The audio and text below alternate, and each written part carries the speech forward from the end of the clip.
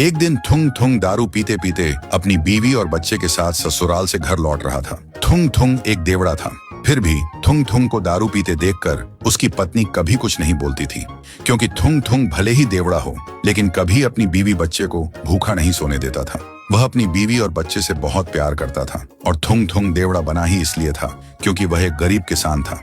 उसे हमेशा एक ही बात सताती रहती थी, अगर कभी फसल अच्छी नहीं हुई तो क्या होगा, और अगर उसे कुछ हो गया तो उसकी बीवी बच्चे का क्या होगा। इसी बेकार टेंशन की वजह से थुंग थुंग देवड़ा बन गया था।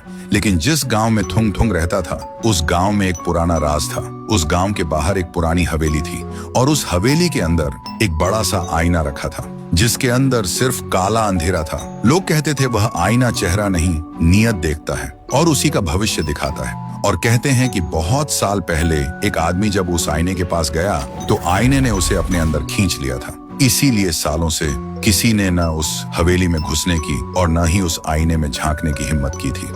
एक दिन थुंग थुंग उसी पुरानी हवेली के पास से अपने खेत की तरफ जा रहा था, तभी उसकी नजर उस हवेली पर पड़ गई। वह सोचने लगा, अगर ये आईना सिर्फ लोगों का भविष्य दिखाता है तो लोग इससे इतना डरते क्यों हैं? इसी सोच में वह धीरे धीरे हवेली के अंदर जाने लगा। लेकिन थुंग थुंग उस वक्त नशे में था, इसलिए उसे याद ही नहीं रहा कि वह आईना सिर्फ भविष्य नहीं बल्कि इंसान की नीयत भी देखता है। फिर वह हवेली के अंदर आकर चुपचाप उस अंधेरे आईने के सामने खड़ा हो गया और मन ही मन सोचा, बस इतनी सी दुआ है, मेरी मेहनत रंग ला जाए, मेरी बीवी बच्चे भूखे न सोए। और तभी आईने के अंदर उसका चेहरा नहीं दिखा बल्कि हरी हरी खेती लहरा रही थी, सुनहरी फसल हवा के साथ झूम रही थी और उसके घर से हंसी की आवाज आ रही थी। थुंग थुंग की आंखों में आंसू आ गए। वह बिना कुछ बोले आईने के सामने हाथ जोड़कर वहां से चला गया। पर ये सब गांव का एक चोर छुप कर देख रहा था।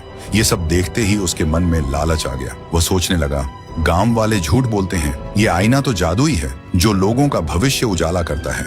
शायद इसलिए गांव वाले सच छुपा रहे हैं ताकि सिर्फ वही अपना पेट भर सकें। क्या पता मैं भी आईने के पास जाऊं और एक ही दिन में कोई बड़ा हाथ मार लूं। ये सोचकर वह चोर भी आईने के सामने जा खड़ा हुआ और बोला, बैंक लूटूंगा, दुनिया का सबसे अमीर आदमी बनूंगा और जिंदगी भर ऐश करूंगा। जैसे ही उसने बोलना खत्म किया, आईने के अंदर का अंधेरा हट गया और लोहे की जेल के अंदर वही चोर कैद दिखा। आईने के अंदर उसका भविष्य नहीं, उसकी सजा दिखी। ये देखते ही चोर का शरीर कांपने लगा। वह गुस्से से चिल्लाया, झूठ है, सब झूठ है, और गुस्से में आईना तोड़ने लगा। लेकिन तभी आईना हिलने लगा और एक ही झटके में उस चोर को अपने अंदर खींच लिया। तो दोस्तों, भविष्य देखने के लिए किसी जादुई आईने की जरूरत नहीं होती। सच तो ये है कि इंसान की नीयत और उसके कर्म ही उसका असली आईना होते हैं।